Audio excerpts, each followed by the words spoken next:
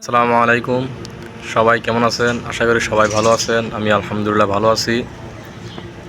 তো রমজান এমন একটা মাস, যে মাসে রাসূল সাল্লাল্লাহু আলাইহি সাল্লাম বলেছিলেন যে তোমরা রমজান মাসে বেশি বেশি ইবাদত করবা, এবং রমজানের অনেক ফজিলত রয়েছে। যে 1/70 একটি হরফ কোরআন তেলাওয়াত করলে একটি হরফে 1/70 নেকি, দান সদকা করলে 1 টাকা দান করলে 70 টাকার সমান, 1 রাকাত নামাজ পড়লে 70 রাকাতের সওয়াব মিলবে। তো এখন আমরা রমজান পাইছি ঠিকই, তবে আমরা রমজানের কোনো আমল নাই, কোরআন তেলাওয়াত নাই। আমরা রমজান পাইছি, গুনাহ মাফ করতে পারি নাই, 1 নম্বর আল্লাহর কাছে ক্ষমা চাইতে পারি নাই। তারপর নামাজ তো পড়ি না, আগেও পড়ি না, এখনও পড়ি না, এরকমই চলতেছে জীবন যাপন, এরকমই চলতেছে। কিন্তু রমজানের এমন ফজিলত বলছেন, এবং রমজানের জন্য যারা গুনাহ মাফ করতে পারে নাই তার জন্য রাসূল সাল্লাল্লাহু আলাইহি ওয়াসাল্লাম বদদুয়া করেছেন। এটা আমরা অনেকেই জানি। যেমন রাসূল সাল্লাল্লাহু আলাইহি ওয়াসাল্লাম 3 ব্যক্তির জন্য বদদুয়া করেছিলেন। একটা হচ্ছে যে ব্যক্তি বৃদ্ধ মা বাপ পাওয়ার পরেও তাদের সেবা যত্ন করতে পারে নাই, সে ব্যক্তি ধ্বংস হোক। এবং যে ব্যক্তি রসুলের নাম শোনার পরেও দুরূদ পড়ে নাই রসুলের উপরে, সে ব্যক্তি ধ্বংস হোক।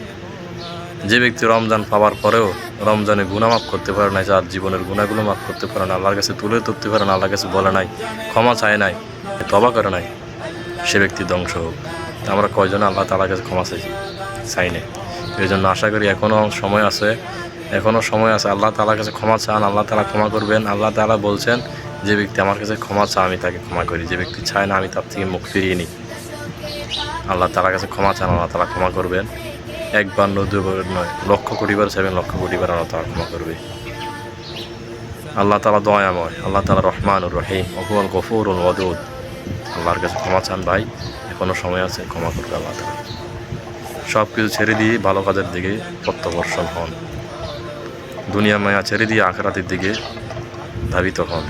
এটাই আপনার জীবন। আজ আছেন, কাল হয়তো নাও থাকতে পারেন। জীবনটা ছোট, একদম ছোট।